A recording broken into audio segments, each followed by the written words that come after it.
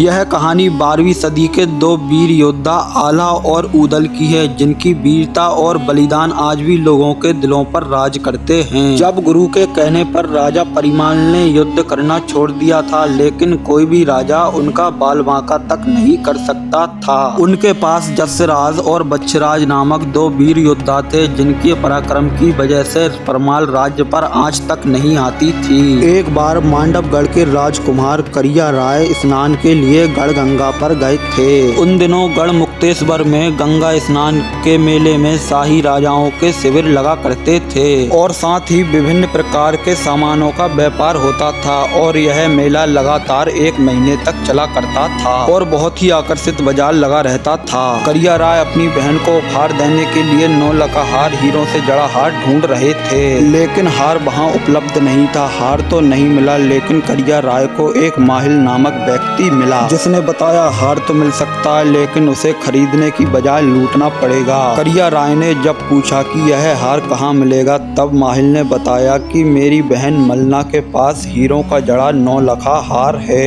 अगर तुम्हारे पास हिम्मत है तो मोहबा जाकर वह हार लूट लो। माहिल के उकसावे में आकर करिया राय रात में ही हार लूटने के लिए मोहबा पहुंच गया। वहां जसराज, बच्छराज और ताला सैयद ने युद्ध में उसे बुरी तरह परास्त कर भगा दिया। कुछ समय बाद ताला सैयद काशी गए हुए थे कुछ काम से, तभी माहिल ने फिर से करिया राय को उकसाया। उसने करिया राय को बताया कि अब सही समय है, वह मोहबा जाकर 9 लखा हार लूट सकता है। करिया राय ने इस मौके का फायदा उठाया और आधी रात को ही मोहबे पर छापा मारा। जसराज और बच्छराज 2 वीर योद्धा थे, उन्हें सोते हुए ही पकड़ लिया गया और बिबला रानी का 9 लखा हार भी गले से उतार लिया और अनेक स्वर्ण मुद्राएं भी छीन ली। पचसावत नामक हाथी और पपीहा नामक एक घोड़ा सभी को लूटकर मांडवगढ़ चला गया। जसराज और बच्छराज की वजह से ही राजा परिमाल पर कोई आक्रमण नहीं करता था। करिया राय ने दोनों को बंदी बनाकर माहिल की सलाह से दोनों की खोपड़ियों को बरगद के पेड़ पर लटका दिया। जब यह समाचार राजा परिमाल तक पहुंचा तो उन्होंने जसराज और बच्छराज के पुत्रों को अपने महल बुला लिया। जसराज और बच्छराज वनवासी थे, उन्हें राजा परिमाल ने वन से लेकर आए थे। बाद में उनके वंश को बनापर राय के नाम से जाना गया। जब ताला सैयद बनारस से वापस लौटे तो मोहबा का हाल देखकर बहुत दुखी हुए और उन्होंने एक बार तो सोचा कि मांडवगढ़ पर आक्रमण कर दूं, लेकिन बाद में दिबला की सलाह मान ली। दिबला ने कहा कि तुम इन सब बच्चों को पालो और उन्हें युद्ध की हर एक कला का ज्ञान दो। जब समय आएगा तो वे खुद ही बदला ले लेंगे। रानी मलना ने अपने पुत्र ब्रह्मानंद के साथ ऊदल का भी पालन पोषण किया। रानी दिबला सभी लड़कों का बहुत अच्छे से पालन पोषण करती।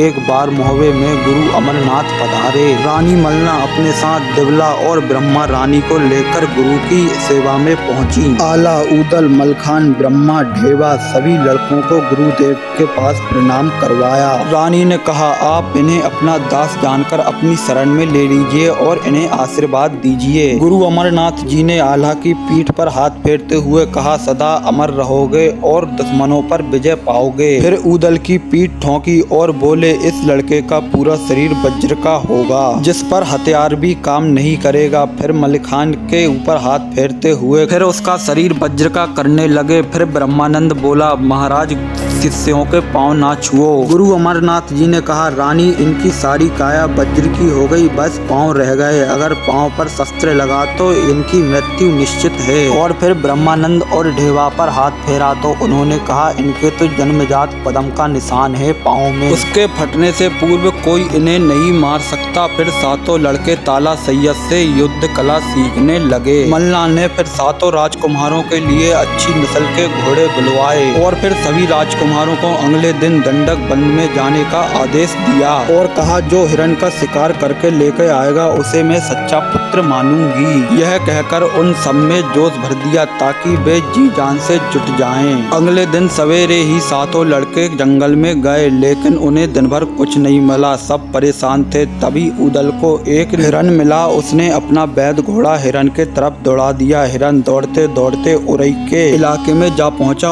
और बाग में घुस गया और ऊदल और घोड़ा साथ में लेकर बाग में घुस गए। हिरन तो कहीं छुप गया, लेकिन बाग में बहुत सा नुकसान हो गया। माली सारे इकट्ठे हो गए। उन्होंने पूछा, तुम कौन हो और कहां से आए हो और हमारे स्वामी माहिल को पता चलेगा तो तुम्हारा घोड़ा छीन लिया जाएगा। उदल ने अपना परिचय दिया, बोला मेरा नाम उदल है, मोहबे का रहने वाला हूँ, जहाँ के राजा परिमाल हैं। आल्हा का छोटा भाई हूँ और किसी में इतनी हिम्मत नहीं जो मेरा घोड़ा छीन ले। और इतना कहकर उदल ने अपना घोड़ा मोल लिया और मोहबा पहुँच गया। जब उरई के नरेश को अपनी बगिया नष्ट होने का संदेश मिला तो वह बहुत गुस्सा हुए। माहिल तुरंत अपनी काली घोड़ी पर सवार होकर मोहबा की ओर प्रस्थान कर दिया। उस समय राजा परिमाल का दरबार लगा हुआ था। राजा ने माहिल का हालचाल पूछा, लेकिन माहिल ने उदल की शिकायत शुरू कर दी। माहिल बोले, अगर उदल इतना ही बहादुर है तो क्यों ना मांडवगढ़ जाकर युद्ध करता, जहाँ करिया राय ने दस्यराज और बच्छराज का सिर काटकर बरगद के पेड़ पर लटका दिया था। वो तुम्हारा धन माल और 9 लखा हार लूट कर ले गया था, फिर बार बार उरई में आकर क्यों उत्पात मचाता है। परिमाल बोले, जो भी हानि उदल ने पहुंचाई है मैं उसका दोगुना धन देने को तैयार हूँ, लेकिन मांडवगढ़ की बात मत करो। अगर उदल के कानों में भनक तक पहुँच गई मांडवगढ़ की तो वो मांडवगढ़ पहुँच जाएगा। उदल को मरने से डर नहीं लगता, हम तब ठीक समझेंगे जब करिया राय पे पहुँच जाएंगे। तब तक उदल के कानों में भी यह बात पड़ ही गई और उदल दरबार में आ चुका था और बोला, दादा मुझे बताओ ये करिया राय कौन है और हमारे चाचा और पिता की खोपड़ियाँ बरगद के पेड़ पर क्यों लटकी हैं? जल्दी से सारी बात बताओ। परिमाल ने बात बदलते हुए कहा, पैरागढ़ की लड़ाई में तुम्हारे पिता रण में मारे गए थे, उसी गढ़ का दूसरा राम सिलट है। तब उदल से माहिल ने कहा, आपने मांडवगढ़ की चर्चा की है तो कृपया मुझे खुलकर सारी घटना बताइए। तब फिर माहिल ने उत्तर दिया, सारी घटना तुम्हारी माता दिबला को पता है, उन्हीं से जाकर पूछ लो। उदल ने इतनी बात सुनकर कांपने लगा और पसीने से तर हो गया और आंखें उसकी लाल हो गईं। मामा माहिल को ललकार कर बोला, मैं अपने पिता का बदला अवश्य लूंगा और उस करिया राय का अपने हाथों से सिर काटूंगा। फिर उदल अपनी माता के पास गया और उस घटना की सच्चाई पूछने लगा। दिबला माँ से कहा, सत्य बताओ, यह करिया राय कौन है और हमारे पिता का सिर क्यों काटा, और यदि मेरे पिता का बदला नहीं लिया तो मेरे जीवन को धिक्कार है। दिबला रानी उदल को युद्ध में भेजने के लिए तैयार नहीं थी, लेकिन उदल ने तलवार निकाल ली और उदल ने तलवार निकाल कर कहा, या तो माता मुझे सत्य बता दो, नहीं तो मैं अपनी आत्महत्या कर लूंगा। तब बेबस होकर दिबला ने बताया, मांडवगढ़ का करिया राय राजकुमार मोहबे पर आधी रात को चढ़ आया, इससे पहले भी एक बार आया था, तब तुम्हारे पिताजी और चाचा और ताला सैयद ने उसे युद्ध में हार कर भगा दिया था। वह अपनी उसी हार का बदला लेने के लिए आधी रात में फिर से चढ़ आया और सोते हुए दोनों वीरों को बांधकर ले गया और अपने यहाँ दोनों के सर बरगद के पेड़ पर लटका दिए। यहाँ से बहुत सा खजाना और 9 लखा हार भी ले गया था। वह राजा नहीं लुटेरा है। माता की बात सुनकर उदल बोले, मैं अपने पिता और चाचा का बदला अवश्य लूंगा और मांडवगढ़ को खोदकर तालाब बना दूंगा, करिया राय का सिर काट दूंगा और उसका वंश ही मिटा दूंगा। इस पर माता ने कहा, बात ठीक है, मैं भी यही चाहती हूँ, लेकिन अभी घर पर बैठो, मांडवगढ़ को जीतने का समय अभी नहीं आया है। मांडवगढ़ से पहले 12 कोस का बीहड़ जंगल है और लोहागढ़ का भयानक किला है और अभी तुम्हारी उम्र भी कम है। उदल बोला, जब से सुना है तब से मेरे दिल में आग लगी है, जब तक मैं बदला नहीं ले लेता तब तक मैं चैन से नहीं बैठूंगा। माता दिबला उदल को लेकर रानी मल्ला के पास गईं और सारी बात बताई और माता ने कहा, इस उदल को समझाओ। रानी मल्ला ने बड़ी चतुराई के साथ उदल को समझाने की कोशिश करी, लेकिन उदल ने